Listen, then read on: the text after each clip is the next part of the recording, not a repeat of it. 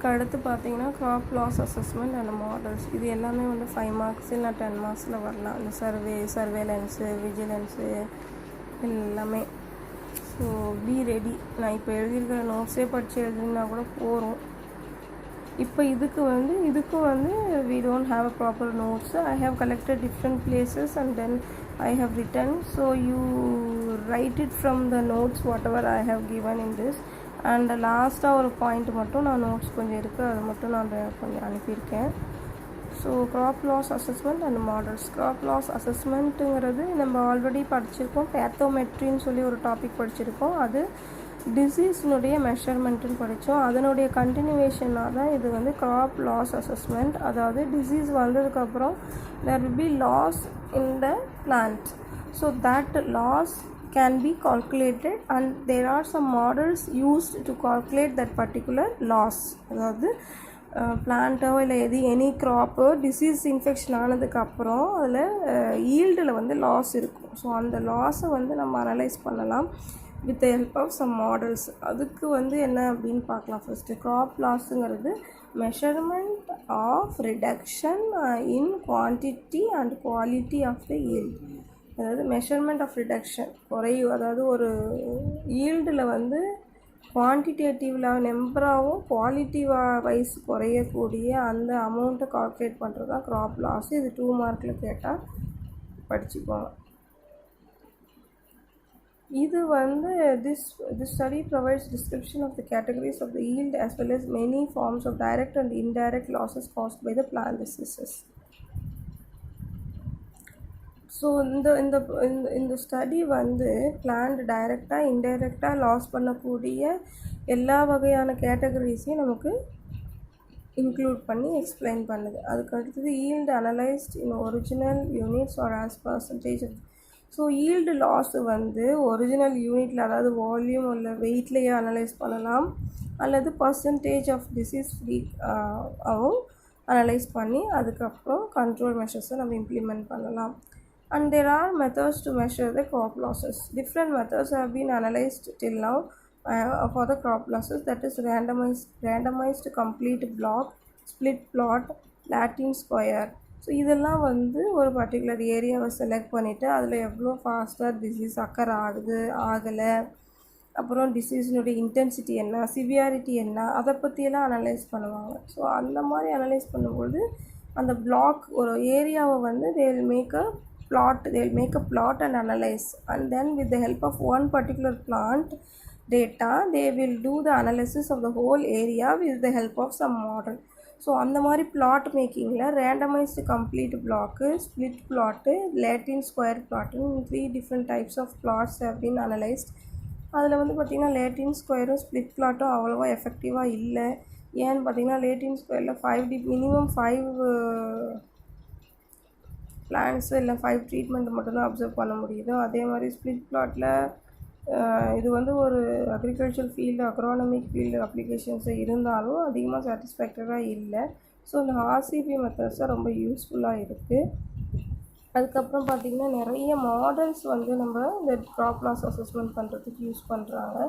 இது வந்து ஒரு epidemic characters, different type of epidemic கேரக்டர்ஸை வந்து வச்சு அனலைஸ் பண்ணுறாங்க. அதாவது ப்ரெடிக்டர்ஸ், கேரியர்ஸ், இண்டிபெண்ட் வேரியபிள்ஸ், இதெல்லாம் எபிடமிக் கேரக்டர்ஸ். எபிடமிக்னால் என்னென்னு பார்த்தோம், disease spread in one particular area. So predictor disease எவ்வளோ ஃபாஸ்ட்டாக ப்ரெடிக்ட் ஆகுது, எது வந்து டிசீஸை கேரி பண்ணுது, கேரியர்னால் disease carrier, and then independent variables, disease occur ஆனதுக்கப்புறம் என்ன மாதிரியான வேரியேஷன்ஸ்லாம் அதில் இருக்குது, இதெல்லாம் வந்து இந்த மாடலுக்கு ஒரு பேராமீட்டராக யூஸ் பண்ணிட்டாங்க. And then yield loss due to disease measure at the specific growth stage. So yield லாஸை வந்து க்ரோத் ஸ்டேஜை யூஸ் பண்ணியும் நம்ம அனலைஸ் பண்ணலாம். ஸோ க்ரோத் ஸ்டேஜ் வந்து அனலைஸ் பண்ணுறதுக்கு க்ரோத் கர்வ் மெத்தட்ஸு, அந்த மாதிரி டிஃப்ரெண்ட் க்ரோத் ஸ்டேஜஸ் அனலைஸ் பண்ணுறதுக்கு மாடல்ஸ் இருக்குது. ஸோ அந்த டிசீஸ் அசஸ் பண்ணுறதுக்கு several stages by determining the area under the disease progressive curve. அந்த டிசீஸ்னுடைய க்ரோத் ஸ்டேஜை அனலைஸ் பண்ணுறதுக்கு ப்ராக்ரஸிவ் கர்வுன்னு ஒரு கர்வ் வந்து க்ரியேட் பண்ணுவாங்க. அந்த ப்ராக்ரஸிவ் கர்வ் மீன்ஸ் ஸ்டார்டிங்கில் எவ்வளோ க்ரோத் இருக்குது, அதுக்கப்புறம் எவ்வளோ ஃபாஸ்ட்டாக இந்த மாதிரி ஒரு எக்ஸ் ஆக்சிஸில் வந்து எப்படி வந்து டிசீஸ் ஸ்ப்ரெட் ஆகுது அப்படிங்கிறத ஒரு கர்வ் மாதிரி போட்டு காமிப்பாங்க. அந்த கர்வை யூஸ் பண்ணி நம்ம டிசீஸை அசஸ் பண்ண முடியும். அதில் வந்து பார்த்திங்கன்னா disease assessment by several stages by determining the areas under the disease progress curve. X ஆக்சிஸ்க்கும் டிசீஸ் ப்ராக்ரஸ் கர்வுக்கும் நடுவில் இருக்கக்கூடிய அந்த ஏரியாவை வந்து நம்ம டிட்டர்மைன் பண்ணலாம்.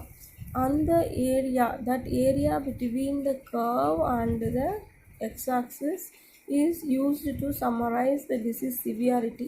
அந்த ஏரியா வந்து டிசீஸ் சிவியாரிட்டி அண்டர்ஸ்டாண்ட் பண்ண உதவி செய்யுது. And also time duration of the epidemic, அதாவது எவ்வளோ ஃபாஸ்ட்டாக ஸ்ப்ரெட் ஆகிருக்கு அப்படிங்கிறது, எந்த டைம் டியூரேஷனுங்கிறத அனலைஸ் பண்ணுறதுக்கு யூஸ்ஃபுல்லாக இருக்குது. ஸோ இது வந்து ஈல்டு லாஸை வந்து நமக்கு காட்டி கொடுக்கும். So this calculation will help us to understand the yield loss. So ஒரு பிளான்ட்டுடைய ஈல்டு லாஸ் ஆகும்போது அதனுடைய எக்கனாமிக் லெவலும் லாஸ் ஆகும். அதனுடைய இப்போ நம்ம ப்ரொடக்ஷன் குறைவாக வந்ததுன்னா நம்ம ரொம்ப குறைவாக சேல் பண்ணுறதோ அதிகமான பைசாவுக்கு சேல் பண்ணுறதோ அந்த மாதிரி எக்கனாமிக் லெவலில் டிஃப்ரென்சஸ் வரும்.